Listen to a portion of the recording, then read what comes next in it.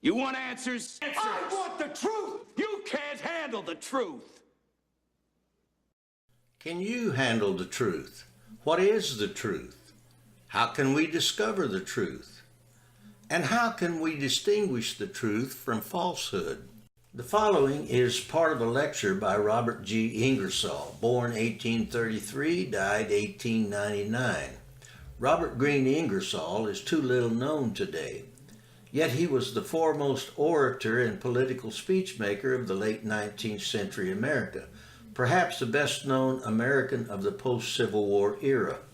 Now learn more about the truth from Robert G. Ingersoll.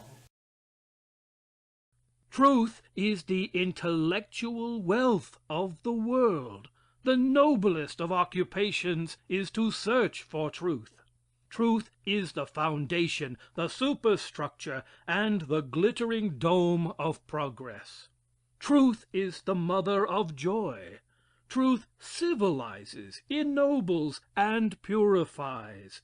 The grandest ambition that can enter the soul is to know the truth.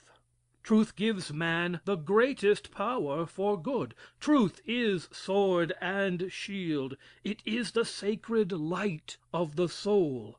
The man who finds a truth lights a torch. How is truth to be found? By investigation, experiment, and reason. Every human being should be allowed to investigate to the extent of his desire, his ability. The literature of the world should be open to him, nothing prohibited, sealed, or hidden. No subject can be too sacred to be understood.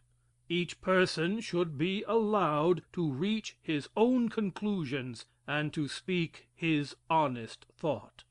There is no real investigation without freedom, freedom from the fear of gods and men. So all investigation, all experiment should be pursued in the light of reason. Every man should be true to himself, true to the inward light. Each man in the laboratory of his own mind, and for himself alone, should test the so-called facts, the theories of all the world. Truth, in accordance with his reason, should be his guide and master. To love the truth, thus perceived, is mental virtue, intellectual purity. This is true manhood. This is freedom. To throw away your reason at the command of churches, popes, parties, kings, or gods, is to be a serf, a slave. It is not simply the right, but it is the duty of every man to think, to investigate for himself, and every man who tries to prevent this by force or fear is doing all he can to degrade and enslave his fellow men. Every man should be mentally honest. He should preserve as his most precious jewel the perfect veracity of his soul. He should examine all questions presented to his mind, without prejudice, unbiased by hatred or love, by desire or fear. His object, and his only object, should be to find the truth. He knows, if he listens to reason, that truth is not dangerous, and that error is. He should weigh the evidence, the arguments, in honest scales, scales that passion or interest cannot change. He should care nothing for authority, nothing for names, customs, or creeds, nothing for anything that his reason does not say is true. Of his world he should be the sovereign, and his soul should wear the purple. From his dominions should be banished the hosts of force and fear. He should be intellectually hospitable. Prejudice, egotism, hatred, contempt, disdain, are the enemies of truth and progress. The wise, the really honest and intelligent, are not swayed or governed by numbers, by majorities. They accept what they really believe to be true.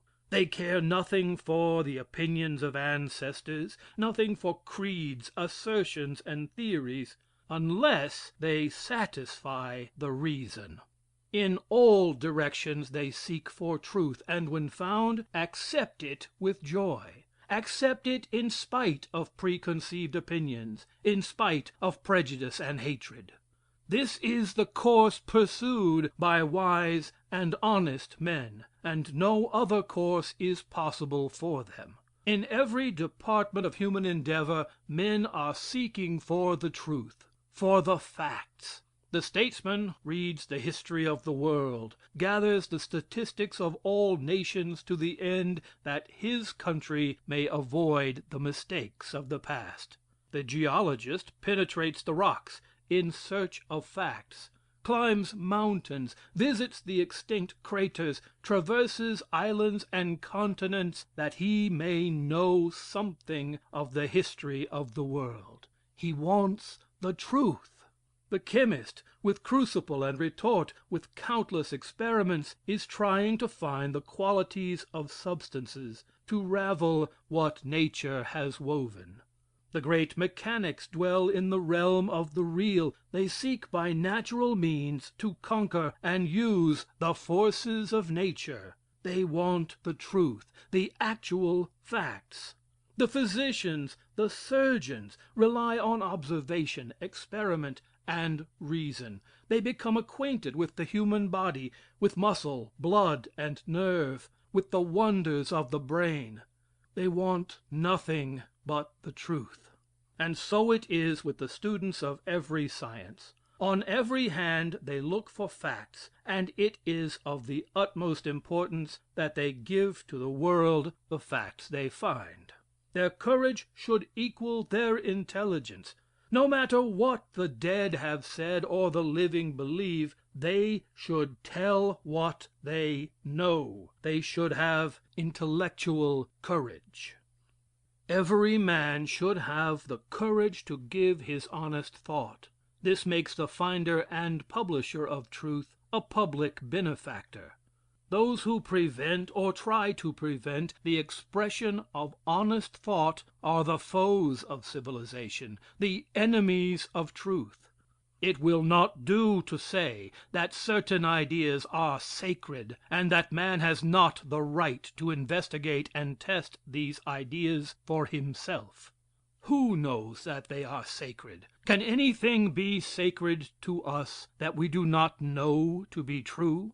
For many centuries, free speech has been an insult to God. Nothing has been more blasphemous than the expression of honest thought. For many ages the lips of the wise were sealed. The torches that truth had lighted, that courage carried and held aloft, were extinguished with blood. Truth has always been in favor of free speech, has always asked to be investigated, has always longed to be known and understood. Freedom, discussion, honesty, investigation, and courage are the friends and allies of truth. Why should we pursue the truth? And why should we investigate and reason? And why should we be mentally honest and hospitable? And why should we express our honest thoughts? To this there is but one answer: for the benefit of mankind. The brain must be developed. The world must think. Speech must be free. The world must learn that credulity is not a virtue, and that no question is settled until reason is fully satisfied. By these means man will overcome many of the obstructions of nature. He will cure or avoid many diseases. He will lessen pain.